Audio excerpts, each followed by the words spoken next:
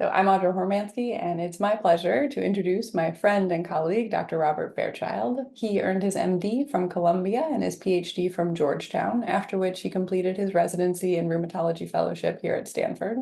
Dr. Fairchild specializes in clinical and research applications using ultrasound to better understand and treat rheumatic disease.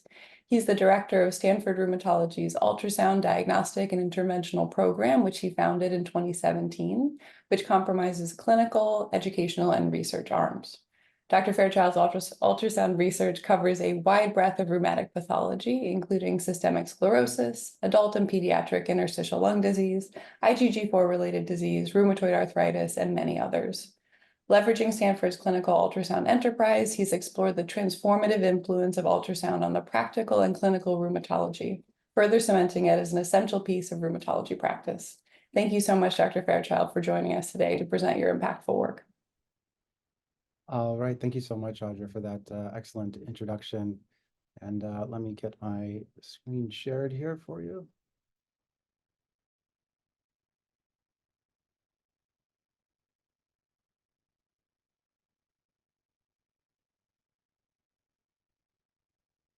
All right, hopefully everyone can see that. Looks good. Okay, great. I always think it's funny with that picture of me with hair. You're introducing me. I look like a completely different person. I recently had a child 3 months ago, first child. Immediately cut all my hair off. So if anyone's wondering what's going on. So thank you so much for having me today. I'm really excited to be here. I'm really passionate about ultrasound, and I'm excited to be able to share some of our interesting work in our division. I think there's, even though this is a very sort of specialized area, I think there are certain lessons to learn about how you might implement this some kind of imaging clinic into a variety of different specialties. I think there's some interesting lessons here, as well as some maybe unusual research applications that might also interest you. So just to get started off, as to what's ahead. So initially, I'm going to sort of explain what rheumatology ultrasound is, what is it and why is it important. Then I'm going to go into our rheumatology ultrasound program, which consists of clinical, educational, and research arms. And then I'm going to go over a few research applications. In terms of my financial disclosures, we receive support from Boehringer Ingelheim and Gilead for some of the research that I'm doing here today. So why do rheumatologists need imaging in the first place? Well, I think rheumatic disease has a broad spectrum of organ involvement, as most of you know. And to really understand the disease in each of these areas, you have to have sort of different imaging modalities to really quantify and diagnose disease in those areas. And of course, there are also mimics that rheumatologists are very interested in knowing. Those are things like malignancy and infection. On the inpatient service and consult service, we're often faced with the challenge of, do we give someone really powerful immunosuppression? And often we're tasked with deciding, are we sure that it's autoimmune disease, or could it potentially be malignancy or infection? So imaging really helps with all of these questions and gives us some objective information in a very sort of gray field. What kinds of imaging do rheumatologists use? Well, it's kind of stuff that most physicians use: MRI, ultrasound, CT, X-ray, PET scans, among other imaging modalities. And I think what I want to discuss here is that I think ultrasound has a unique role in rheumatology and has some distinct advantages. Those advantages include some things that probably are obvious. Ultrasound doesn't use ionizing radiation that CT scan, X-rays, and PET scan uses. It's typically lower cost and has more accessibility, both at the point of care, but also globally in some locations where some of these imaging modalities aren't available.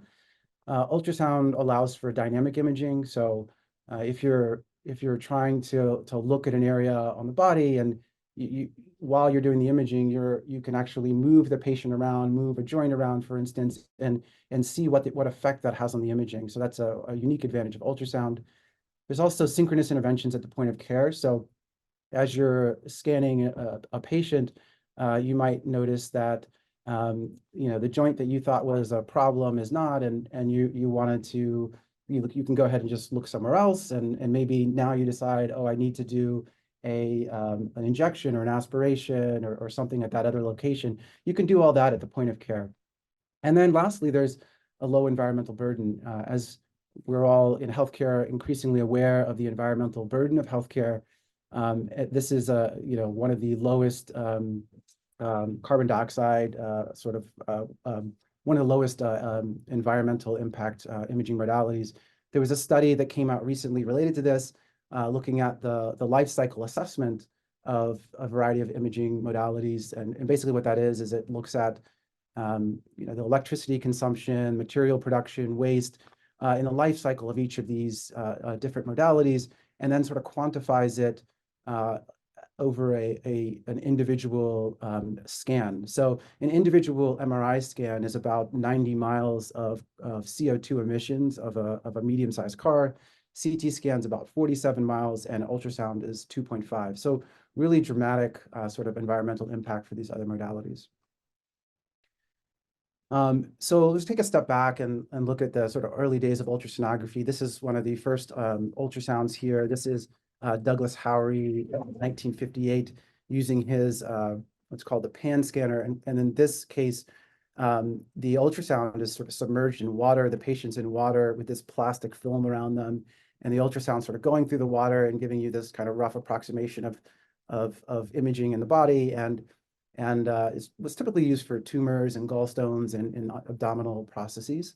But really, the field of ultrasound really advanced forward after the contact scanner was invented, and this was pushed forward by the field of obstetrics. So, as you could imagine, obstetricians didn't have a very good way of really knowing what was going on with the fetus inside of the uterus, and so they were really looking for an imaging modality that would allow them to be able to sort of take a look. And this was the first one here. It's called the Mark III diasonograph. It produced these bistable images that are black and white with no grayscale. There's no dynamic imaging here. That's all static. And the transducer would sort of rock over the abdomen and produce, using a cathode ray tube, would produce an image on a screen. And this is an example of that. And here on the right, you can see this is sort of the state of the art now, which is, ultrasound's come a very long way since then. This is a 3D reconstruction of an ultrasound image, which, many of us are familiar with seeing these kinds of images in fetal ultrasound now. Similarly with musculoskeletal ultrasound, this is one of the first musculoskeletal ultrasounds of a knee. This is the femur in this area. This is the tibia. The meniscus would be right here. This is the skin. You can see this is a current ultrasound of the medial knee. And you can see the level of resolution and contrast and detail here. Now you can really see the meniscus, the femur, the tibia. Here you can even see the medial collateral ligament here. So really, dramatic advance in ultrasonography over the last, 40, 50 years or so. So rheumatology ultrasound, this came about around, I would say, 20, 25 years ago, primarily in Europe, and grew in Europe at a rapid pace, whereas in the US, it really wasn't a thing until the last 15 or so years, or 10 years. It was pushed forward in the US by the US School of North American Rheumatologists, which is an annual training program that trains rheumatologists on how to do ultrasound. The certification for this then followed, which is from the American College of Rheumatology, which is called the RheumSys certification. And I just sort of picked a variety of websites from major academic institutions showing that, most institutions nowadays have an ultrasound clinic. Not all of them do, but you can see it's something that they're very interested in and promote. So what do rheumatologists do with ultrasound? I would say a large part of it, at least in academic institutions, is diagnostic. What you might expect, joint examinations, looking for crystalline arthritis, inflammatory arthritis, et cetera, but also other applications, assessing for infections, soft tissue tumors. There are guidelines for salivary gland ultrasound to diagnose disease, as well as fast track clinics for GCA with, assessing the temporal artery on ultrasound, also assessing for large vessel vasculitis. And then there's more experimental research applications that will hopefully come into clinical practice in the future, assessing for interstitial lung disease and inflammatory myopathy, for instance. And then there are the more sort of typical things that you might expect for interventional ultrasound, injections, aspirations, and we do a variety of those. We also do synovial biopsies, both for clinical purposes and for research purposes. So I'm going to give you a few examples just to give you a flavor of, what is this thing that I'm talking about. And I hope that will inform the rest of the presentation here. And I'm going to do this by cases. So the first case is a 57-year-old female with a new diagnosis of rheumatoid arthritis, recently started on methotrexate 3 months ago. Methotrexate is pretty standard first-line medication. 3 months is a good time period for treatment effect. And this patient notes a dramatic improvement in stiffness and pain, but the physical examination for the provider revealed sort of mildly warm and boggy wrist. So there's some contradiction here. The patient is telling you that they feel better. Physical exam is saying, well, maybe that's not the case. So the provider is concerned there might be ongoing disease activity and refers to ultrasound clinic to get evaluated. So this is an ultrasound of the wrist. This is looking on the long axis of the wrist, the radius, lunate, and capitate. And the synovium is actually right in this region here. This is the joint space. This is the radiocarpal and intercarpal joints. And this ultrasound on this patient, you can see that these areas are dramatically expanded as compared to here. And this is all synovium. So this is a synovial hypertrophy that's occurred in this patient. And then you can actually turn on the Doppler and it can show you that this area is hyperemic. So there's an increased vascularity in this region. And this would be this sort of by ultrasound, the definition of very high grade active synovitis in the wrist. So just with this ultrasound, that question that the provider had could easily and quickly be resolved. This patient is not on sufficient therapy or is failing or having an incomplete response to the methotrexate therapy that they're on. If you were to actually biopsy this region and take a look at it on histopathology, this would show lymphoid aggregates that are infiltrating the synovium and causing the synovial lining and tissue to enlarge. There's disorganization, there's sort of fibrin deposition and other things. You can also find erosion. So this is an erosion on ultrasound right here. This is what a metacarpal head should look like, and this is an erosion. You can see synovial infiltration and Doppler activity in here.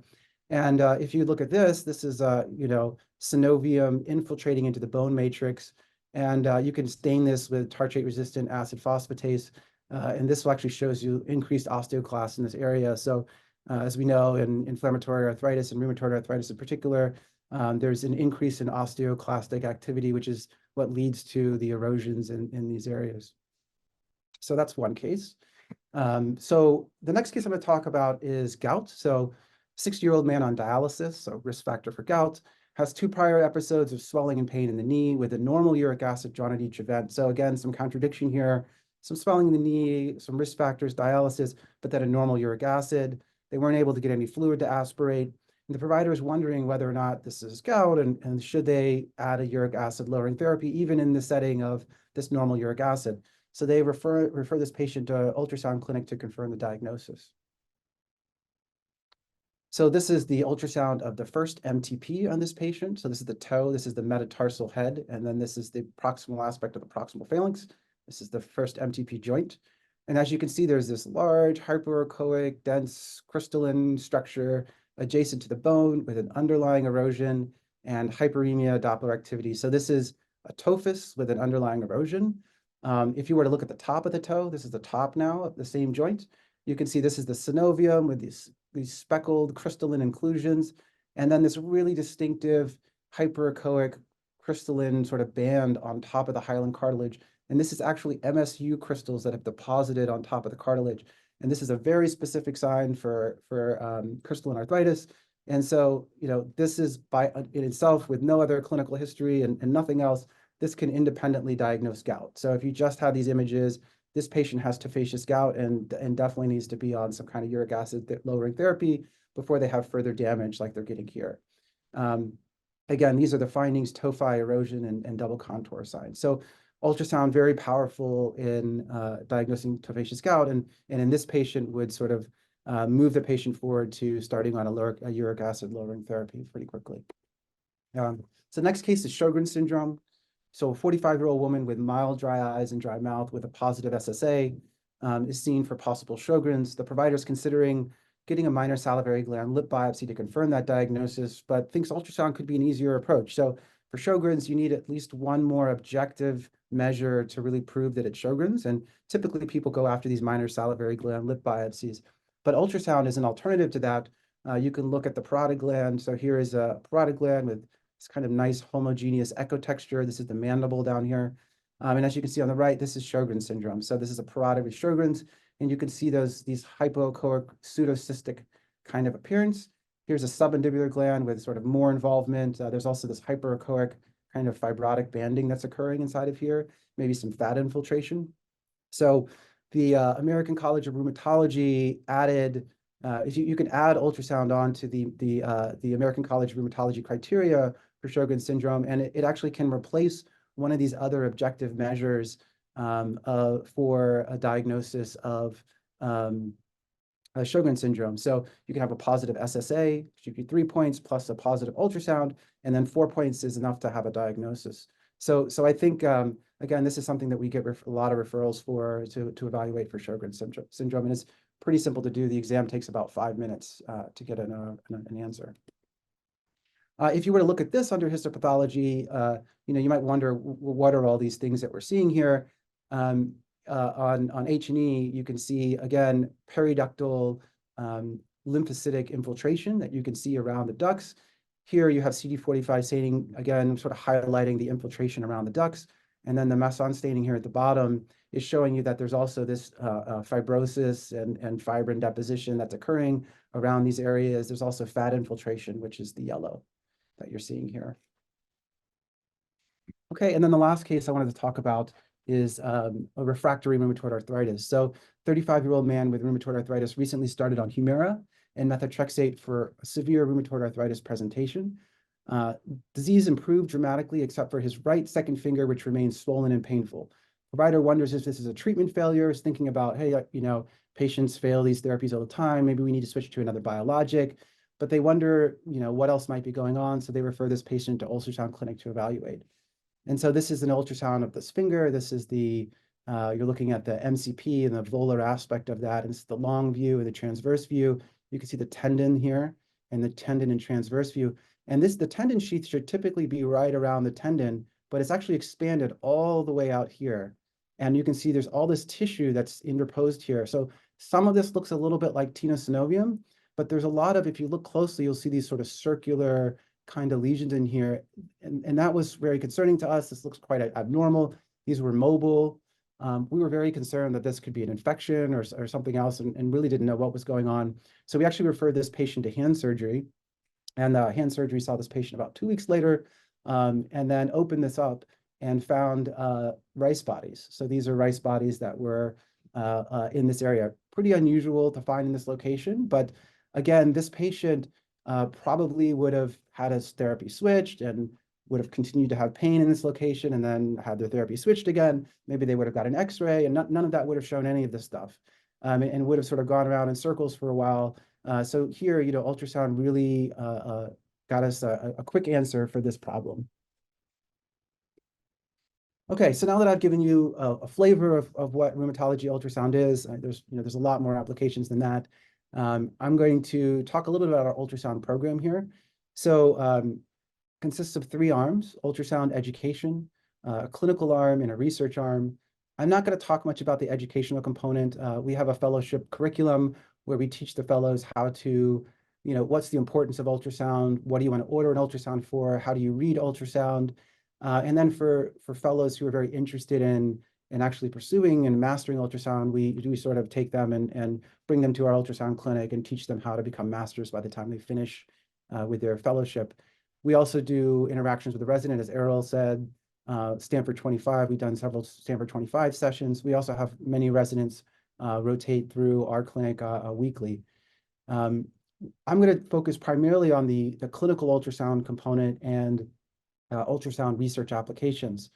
So our clinical ultrasound program, we took a look at, sorry, I'm gonna first tell you a little bit about when we started the ultrasound clinic. So it was started back in 2017. I initially started it back then, noticing that, in our division, it was something that was lacking. And And after that, in 2020 and 2022, Doctors Hormansky and Marr joined the faculty for the clinic. Our referral source is primarily other rheumatologists. So 90% of the referrals are from Stanford Rheumatology. They have specific questions about their patients. We also now get referrals from Menlo Medical Rheumatology as well as South Bay Rheumatology. Our top referral requests are typically diagnosing inflammatory arthritis, assessing disease activity, looking for crystalline arthritis, and so forth and so on. Some of the applications I already told you about, but I'm going to show you a bit of those in a minute. What's unique about this is how we approach the ultrasound. So we're not referred these, we don't just do an ultrasound for these patients. We actually integrate an entire clinical visit around the ultrasound visit. So provider will refer us a patient, we'll schedule the patient in clinic, we'll see them, we'll do our own HPI and background, we'll review the provider's notes and prior imaging, we interview the patient and we get the relevant history, we do a focused physical examination, and we take that information to help guide us to understand where we actually need to do the ultrasound and what do we need to do with it. And so, you know, it really gives us this sort of informed approach to doing the ultrasound. And then, you know, inside of that, we do a typical, I guess, radiologic ultrasound diagnostic examination or an interventional procedure where we have our findings and our impression. And then after that, we then integrate all of that information into an assessment and plan that is from a rheumatologist perspective. So we can help a rheumatologist interpret what we saw. Sometimes we even make you know, treatment recommendations based on what we're seeing on the imaging, or if there's more imaging that's needed, or additional studies, or maybe a differential diagnosis to consider. So really, I think this is the power of this clinic, is that we have this integrated approach to ultrasonography. So we really wanted to study the evolution and impact of this clinic, and we spent the last couple years doing a variety of study components to better understand these aspects. So there were 4 arms to this particular study. We got claims data between 2017 and May of 2022, and the claims data was from Stanford Rheumatology versus our affiliates at Menlo Medical and South Bay Rheumatology, so rheumatologists that are affiliated with Stanford who don't have ultrasound. We looked at ultrasound claims, X-ray, MRI, and patient volume. We also reviewed over 500 ultrasound clinic health records to try to understand referral indications and outcomes. We did pre and post ultrasound visit patient surveys in 150 patients, looking at perceptions regarding their disease and treatments and satisfaction. And we did provider surveys. 15 providers were surveyed, looking at utility of the ultrasound clinic, trust and satisfaction with the clinic. So from the claims data, you can see that this is showing you ultrasound over that time period, both from diagnostic perspective, so diagnostic imaging that was done, as well as interventional procedures. You can see it's dominated by diagnostic imaging, and you can also see the pretty dramatic growth from 2017 to 2022. It's continued to grow since that time. Right around here, you can see this is where COVID hit. You can see the pretty sharp drop off, but then a pretty quick recovery. These are 3-month intervals, by the way. So really, again, diagnostic imaging dominates what we do in the clinic. And that's probably because, you know, most rheumatologists are familiar with doing interventional procedures and they can do them themselves.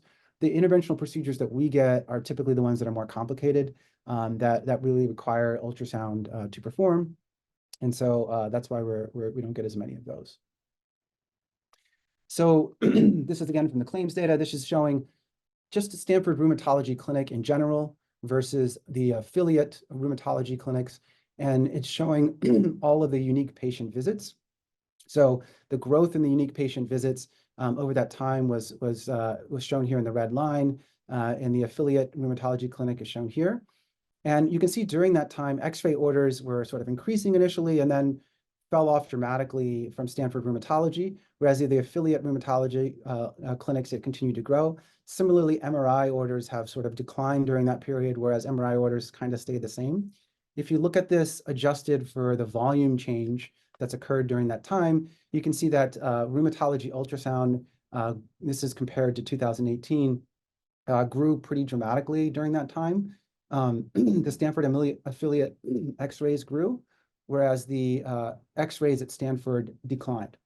Similarly, MRI here appears to have declined, whereas MRI for the Stanford affiliate stayed the same.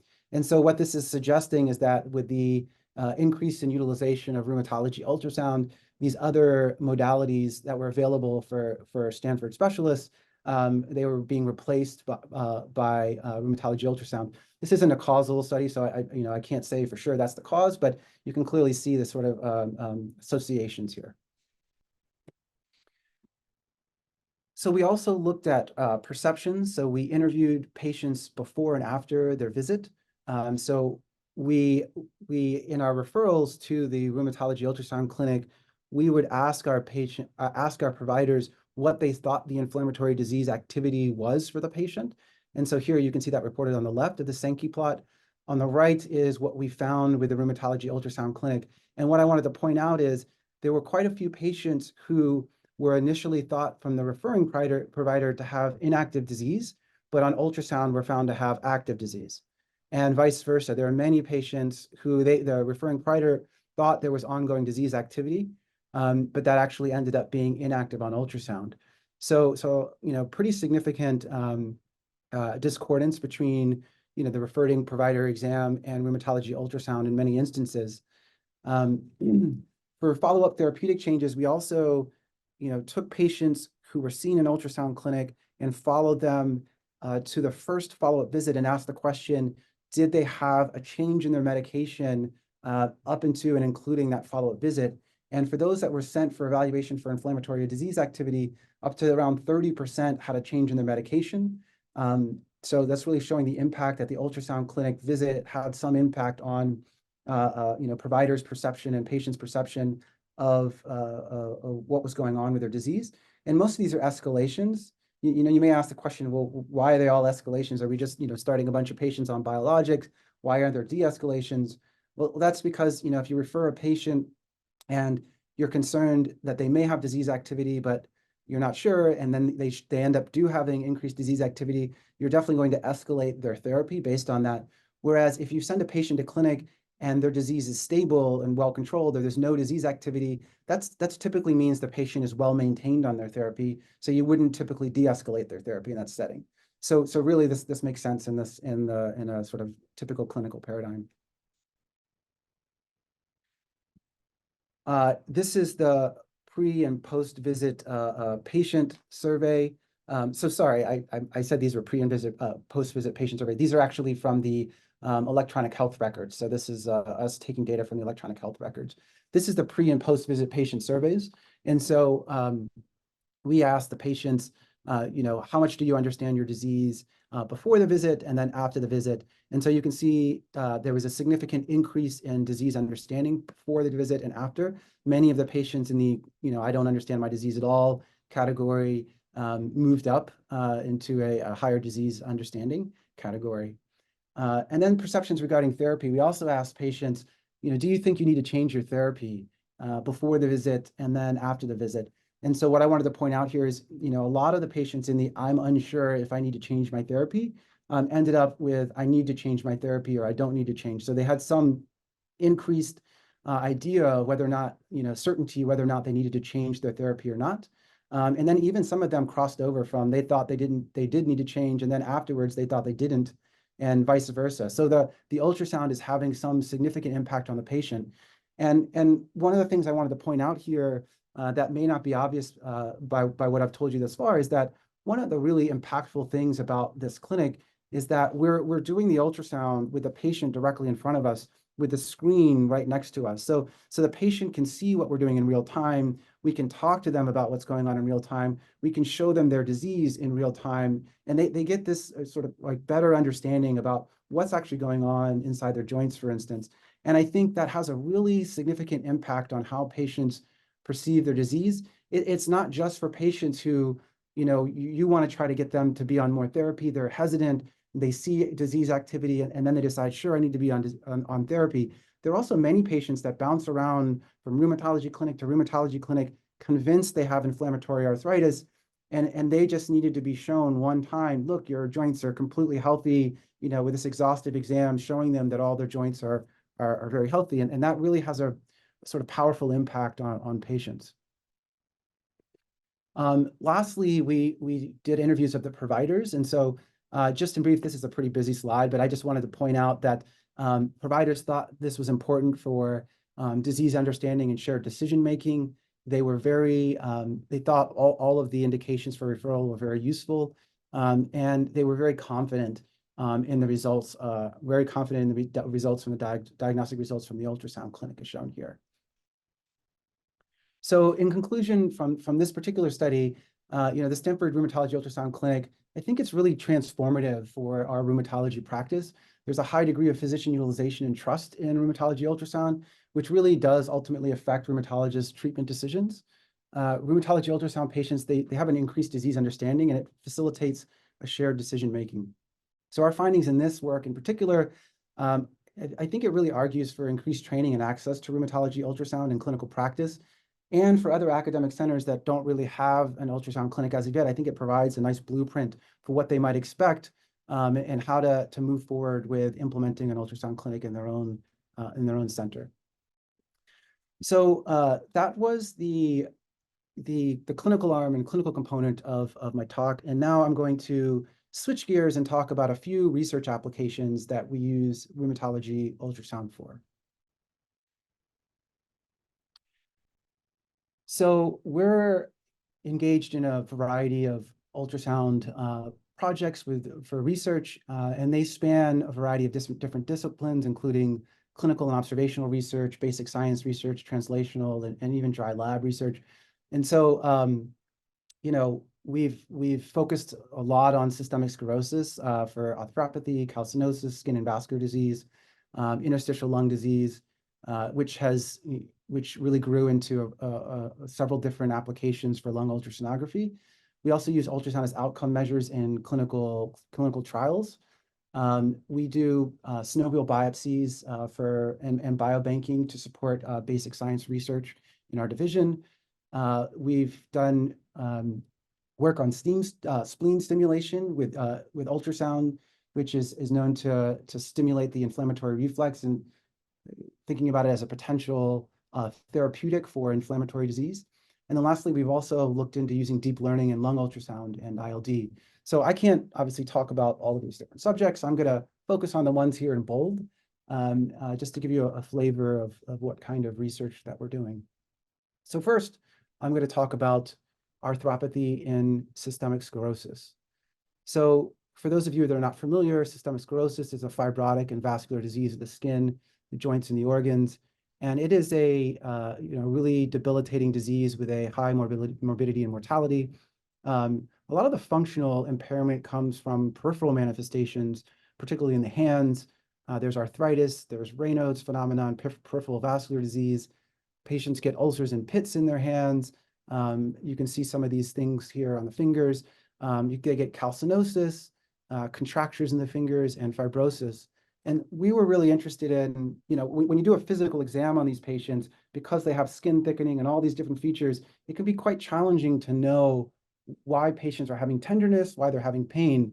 A lot of providers think that a big component of it could be inflammatory arthritis, or is it one of these other things? And so we were interested in using ultrasound to try to better understand this, what causes tenderness and pain in systemic sclerosis, and what's the prevalence of inflammatory arthritis in SSC. So we enrolled 35 controls, 43 systemic sclerosis patients consecutively out of Lorinda Chung and Dave Fiorentino's rheumatology dermatology clinic at the Redwood City location. And this ended up having a typical systemic sclerosis cohort that one might expect from consecutive patients. And this is what we got. So this is maybe a confusing thing to look at. I'm going to try to explain it briefly.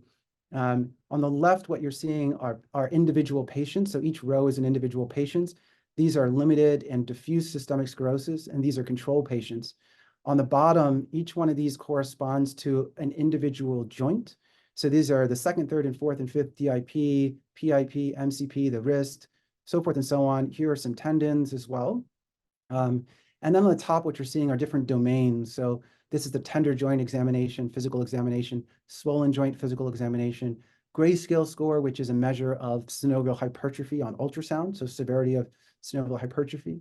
Power Doppler score, so how much Doppler activity. This is related to inflammatory arthritis. And then erosions that were encountered and osteophytes that were encountered. So this gives you a quick snapshot of what these patients look like. So you can look across one row and see this patient had no tender joints, but had swollen joints, some grayscale score and some of the DIPs, maybe an erosion, et cetera. And so you can look across each of these patients and get an idea. You can also compare to the controls and see the systemic sclerosis patients had a lot more synovial hypertrophy compared to the controls. There was no power Doppler at all in the controls compared to the systemic sclerosis patients. No erosions compared to systemic sclerosis patients, and a statistically significant increase in osteophytes in the systemic sclerosis patients. And so we took a look, we analyzed this plot to try to understand, what features were most associated with tender and swollen joints. And what we found, in short, again, I'm not going to go through all these numbers here, but what we found is that there's concordance and severity correlation between tender joints, grayscale score, which is synovial hypertrophy, and osteophytes. So those things all seem to be strongly correlated and associated. There was no associations between severity with tender joints or swollen joints with median nerve abnormalities, carpal tunnel, ulnar artery occlusion, calcinosis, digital ulcers, contraction, or the modified Rodnan skin score. So really honing in on osteophytes is potentially a reason for tenderness on physical examination. And so in this study, we found a relatively low prevalence of inflammatory arthritis. So, if you remember the patients with the Doppler activity, there was only 18%. So that's not very many patients in that population that actually had inflammatory arthritis. There was a high burden of osteophytosis compared to controls. And then osteophytes seem to be correlated with tender joints, B mode findings, and synovial hypertrophy, and seem to be a significant contributor to overall pain. And so that's really important to know, because that 18%, again, what's significant about the 18% is those patients will require a separate immunosuppressive medication. And so it's important to recognize that only a limited number of patients with pain actually have inflammatory arthritis, and maybe ultrasound is the way to determine which ones actually do, to help guide that therapy.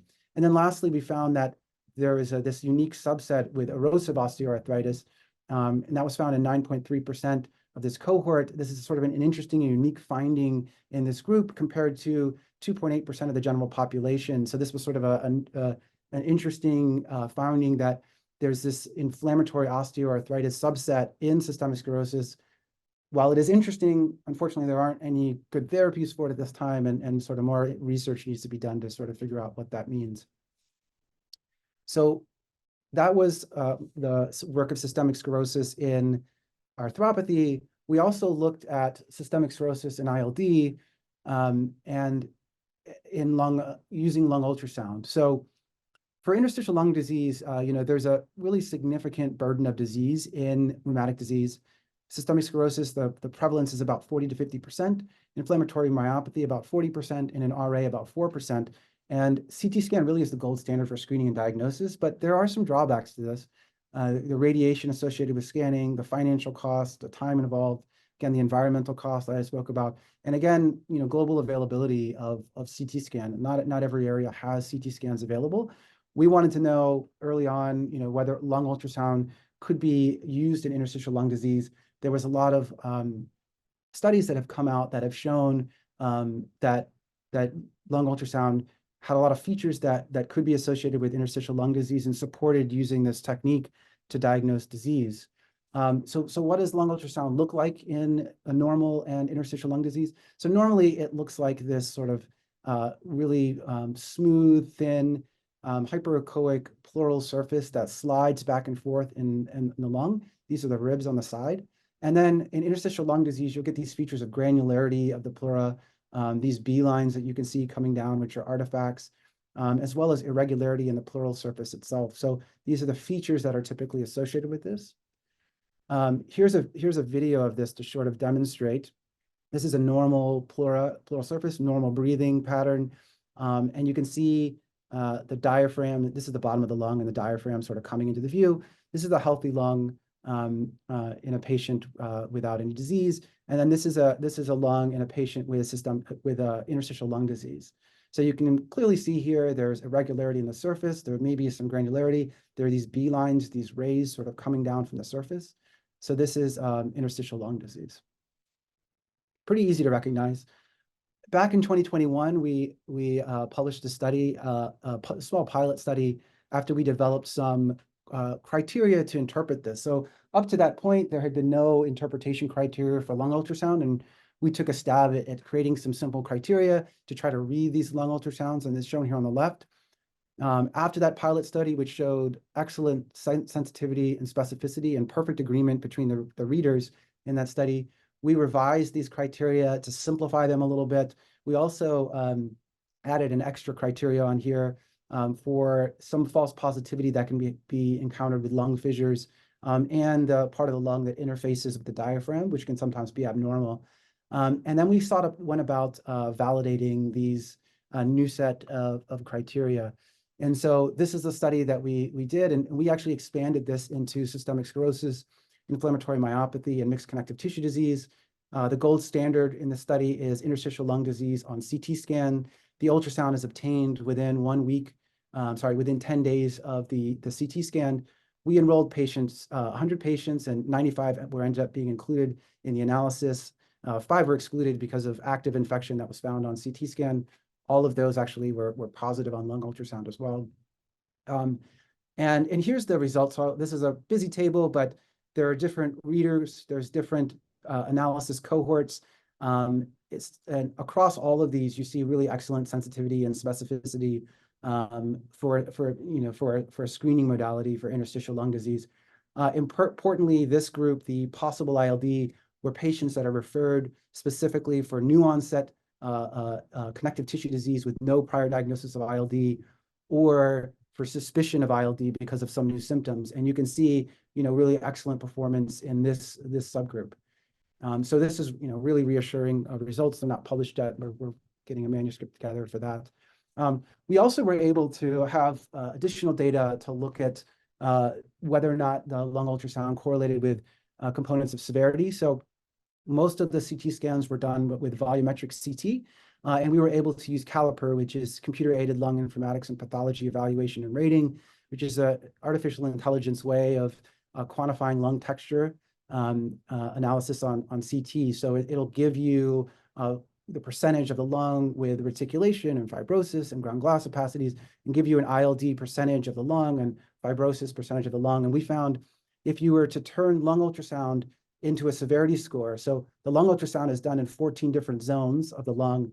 If you take the number of lung zones that are positive and turn that into a severity score, we found that that strongly correlated with the CALIPER percent ILD, as well as CALIPER percent with a moderate correlation with CALIPER percent fibrosis.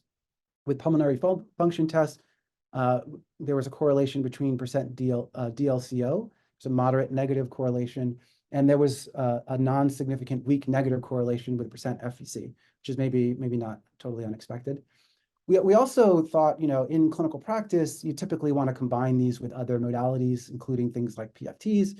And so we did a sort of post hoc evaluation looking at PFTs and whether or not these could improve the sensitivity and specificity, and found that adding PFTs into this algorithm reduced the false negatives by roughly 25 to 50% without a decrease in specificity. So in conclusion, for this lung ultrasound work, these revised criteria had a high sensitivity and specificity for ILD detection. Lung ultrasound severity correlated with CALIPER quantified CT imaging severity and the PFT indices, and that combining lung ultrasound with PFTs can provide a simple method for interval ILD screening in patients. And we think this will be an interesting way to consider screening patients for ILD moving forward. And so my last 2 areas I want to talk about briefly, I want to talk about deep learning. So we also early on took images from our systemic sclerosis study and asked the question, can we use deep learning to classify images as either positive or negative? So these are individual lung zones from patients. We want to know, can deep learning classify these as positive and these as negative? We did an initial pilot on this. taking this cohort of images from that early systemic sclerosis ILD study. We did some pre-processing of that imaging to get them all uniform, as you saw on the last slide.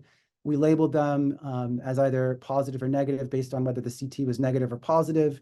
And if the CT was positive, we only used positive images that were manually interpreted as positive inside of those to do this kind of supervised learning. And what we found is using a shallow network with deep learning that the system was very capable of discriminating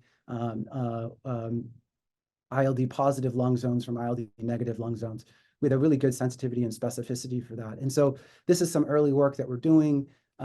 We think it's feasible to classify lung ultrasound positive and negative for ILD by deep learning. Our next steps, obviously, is to incorporate that massive data set from the second study, the validation study I just showed you. Analyze this also at a by patient level. So these were at lung zone levels, but you could think about using machine learning on top of deep learning to think about how to interpret the 14 different lung zones and whether or not the patient actually has interstitial lung disease or not, adding ensemble methods and assessing the performance in combination with human interpretation. And then lastly, one more application for lung ultrasound is in pediatric SJ lung disease. So one thing that early on was pretty clear to us that, if while yes, in adults, it's great to try to avoid CT scans and the ionizing radiation associated with it, this becomes even more important in the pediatric population. So there's a significant burden of lung disease in SJIA patients. These patients, for not so clear reasons, develop pretty severe lung disease, inflammatory and fibrotic lung disease.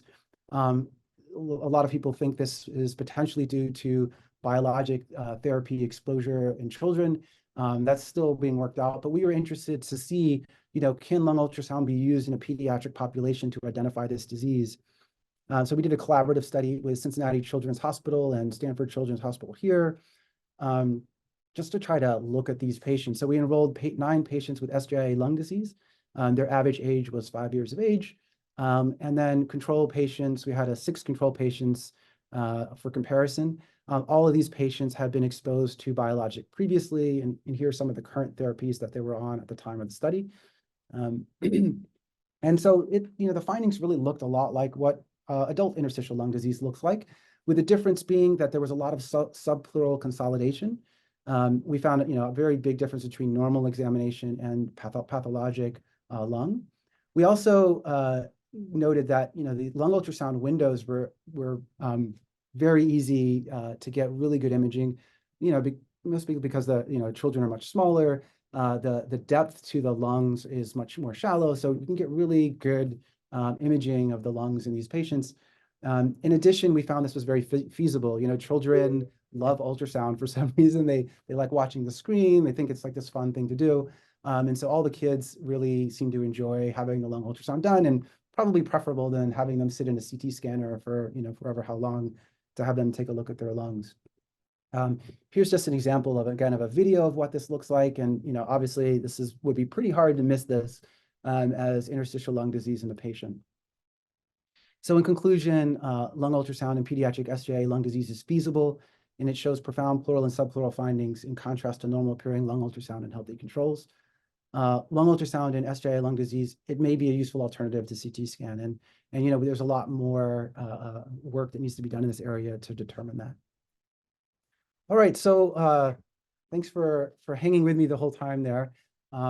In summary, I think hopefully I showed you that ultrasound has a diversity of applications in rheumatology that mirrors the broad spectrum of disease in rheumatology. Our rheumatology ultrasound clinic is a highly impactful clinic for both patients and providers. It's transformed how rheumatologists practice here at Stanford. And rheumatology ultrasound has utility in a variety of clinical research, translational research, basic science research, and deep learning research applications. And so I just want to say thank you to all of my collaborators. Really special thanks to Lori Chung, Matt Baker, and Audra Hormansky, who have been tremendously supportive in the clinic and in all of this research, along with my other collaborators and external collaborators, which I've done a lot of this research with. And then support outside of Boehringer Ingelheim and Gilead also have support from the Scleroderma Research Foundation, Scleroderma Clinical Trials Consortium, and the WuXi Neurosciences Institute here at Stanford.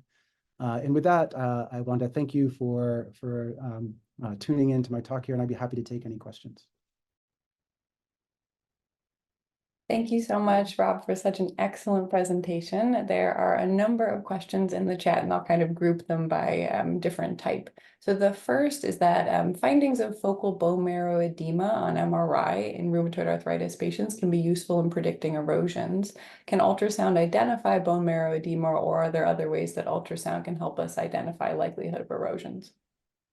Yeah, that's a really interesting question. You're right, ultrasound cannot show you anything inside of the bone at all. So that is one of the advantages of MRI, is that it's able to show you what's going on inside of the bone. I would say one thing that's really, really easy and important for ultrasound is that very early on, some patients present with rheumatoid arthritis with a severe presentation, and within days, if you look at that patient on ultrasound, you can see severe inflammation in those patients. And other imaging modalities, such as X-ray, for instance, won't show anything. MRI would, but there's a time delay until which you can get a patient into an MRI machine.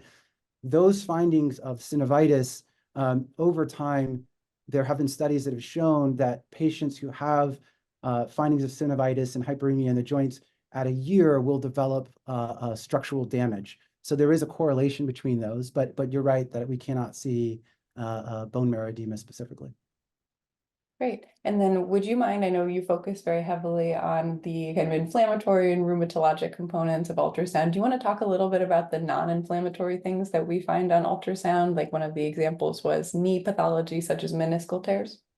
Sure. So of course, as rheumatologists, we have to identify non-inflammatory conditions. There's a lot of comorbid musculoskeletal issues, partially because patients have inflammatory disease that later results in damage and degeneration, but also because patients come in with joint issues and we're ruling out inflammatory disease, but they have something else going on, right? That ends up being mechanical. And so ultrasound is very good at identifying tendon tears, tendinitis, meniscal injury, and a variety of other sort of musculoskeletal, muscle tears and things like that. I think we are not as focused on that as some of our orthopedics colleagues, and I think we certainly identify things like that in clinic. And the only other thing I'd say is that the one disadvantage for ultrasound and compared to MRI for those kinds of applications is that obviously ultrasound can't see in between the joints. So if there's something going on in between bones, for instance, the knee, the ultrasound cannot assess the ACL, et cetera. So there are some limitations in that respect, but ultrasound is very powerful and has a high resolution for non-inflammatory musculoskeletal issues. Great. And there's another question about, I know something you and I have talked a lot about, is patients who have inflammatory arthritis but are asymptomatic, and how we should be following those patients, and kind of what your thoughts are on the use of ultrasound in monitoring those patients. Yeah, this is something that I'm very interested in, which is I'm actually thinking these days. I've been thinking about doing a study specifically on this. Is there is some discordance a lot of times in patients who have no symptoms at all and have severe active rheumatoid arthritis, and throughout their entire rheumatoid arthritis they never have pain, and vice versa. Patients who have severe pain but have little to no inflammatory arthritis. Why that is exactly, it's not clear. But I do think for those patients who have that kind of robustus phenotype where they have severe disease on ultrasound, but then they don't have any symptoms at all, we typically recommend, following the clinical exam, which is what the patient and the provider will be able to do at their normal visit. But a lot of times we will follow up with those patients with another ultrasound if they start a new therapy at 6 months or a year to see if those resolve later on. We don't recommend that across the board. I think this is a unique subset of patients that the clinical exam and the patient reporting is often quite discordant, and I think the ultrasound really fills a gap there that's helpful. Great, thanks so much. There's a number of questions about how do people get into our ultrasound clinic? So how do primary care doctors refer patients to ultrasound clinic, and about how quickly can they be seen? Sure. So I would say, we typically limit some of the referrals that we have to our clinic specifically to rheumatologic diagnoses.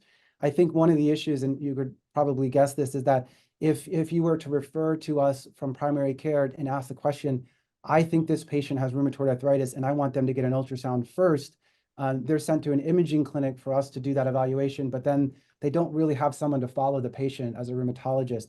So typically, if you're thinking a patient has a rheumatic disease, we typically recommend they first get to a referral to rheumatology. We do pick some of those patients out and triage them and do ultrasound first, but we do that on a case-by-case basis. For the non-inflammatory musculoskeletal issues, we typically recommend to not refer those as much to us, and that orthopedics may be a better fit for that kind of evaluation. Another question about the clinic, do we employ ultrasound techs? When, why, or why not? Yeah, we don't employ ultrasound techs. I think the field of rheumatology ultrasound has always been rheumatologists have been doing the ultrasounds. It's a good question. Why did it start that way? I think it's probably parallel to many other specialties who the actual specialists themselves do the ultrasound rather than radiology. I don't have a good answer for why that happened in the first place, but I know that I'm not aware of any institution that uses technicians to do the ultrasound. It's almost always the rheumatologists that do it. I've thought about this question before. If we wanted to expand our clinic further, could we potentially incorporate technicians? I think it would be a lot of training, and I think part of the training actually is baked into understanding rheumatology in general. So a technician to do the exams, I think correctly and as to the level that we would want, I think would really have to understand rheumatic disease at a deep level. That might be another reason why we tend to do this as rheumatologists. Great, thanks. To combine two questions here, mostly about the training and the use of point of care ultrasound in rheumatologists. There's a question, do you envision rheumatologists using point of care ultrasound like internists using a stethoscope? And another regarding, could primary care doctors get point of care rheumatologic ultrasound training? And maybe just discuss what the training required to do rheumatologic ultrasound is. Yeah, I'll start with the last part. So the training for rheumatologic ultrasound is typically, you're going to do a year-long course where you're going through and learning each of these joint regions. I will say, and it does take a lot of time and a lot of effort to learn all of the musculoskeletal components of each of the joint regions. A good example is a wrist examination has somewhere upwards of 10 different views. You have to know all the tendon anatomy and the bone anatomy and where to find synovium and the vasculature and the nerves. And so it is quite challenging initially and takes quite a while to learn. Typically, most ultrasonographers have to do upwards of 300 to 500 scans before they become somewhat proficient. And even after I started practicing, I felt it took me a few more years of doing upwards of 1,000 scans a year to really feel like I knew what I was doing. And so it is a pretty challenging, pretty steep learning curves to do this kind of ultrasound. That being said, simple examination to look for, oh, is there a joint effusion? And, those kinds of examinations can be done fairly easily. I think rheumatologists in some institutions and in private practice do use the ultrasound in a kind of point of care way. That's what I did before this ultrasound clinic. I was always, every patient that came in with inflammatory arthritis, I do my physical exam and I quickly pull out the ultrasound and then ultrasound them as well. And so I do kind of view it that way. I think, not every rheumatologist wants to learn how to do ultrasound themselves and wants to spend the time to learn all those techniques. And then the last thing I'd say is, if primary care physicians are interested in doing this, we're always interested in helping to train folks how to do basic sort of ultrasound of the musculoskeletal system so that they can identify common pathology. Again, I think if a primary care doctor was interested in doing a more intensive training, we'd be happy to have them and help them do that as well. Great, thanks so much. I think we are just about out of time, so I think we'll close out our grand rounds today. But just congratulations on a really wonderful presentation and just incredible research that you're bringing to Stanford. Thanks so much, Dr. Hormansky. I just want to say thank you again, Dr. Fairchild, Dr. Hormansky as well for emceeing a great one. Rob, you might I just want you to know, I don't know if you can see it here. I just got an ultrasound last night. I'm demoing one of the GE ones, and I spent the whole time watching you and ultrasounding myself. You totally inspired me again this morning, trying to learn stuff I learned from you over the years about joint ultrasound. Thank you for all the time you spent volunteering to teach our students, as well as Dr. Hormansky. Planning to email you guys soon to hopefully come back. And thanks again for a great session today. I hope everybody has a great rest of the week. Thank you. The preceding program is copyrighted by the Board of Trustees of the Leland Stanford Junior University. Please visit us at med.stanford.edu.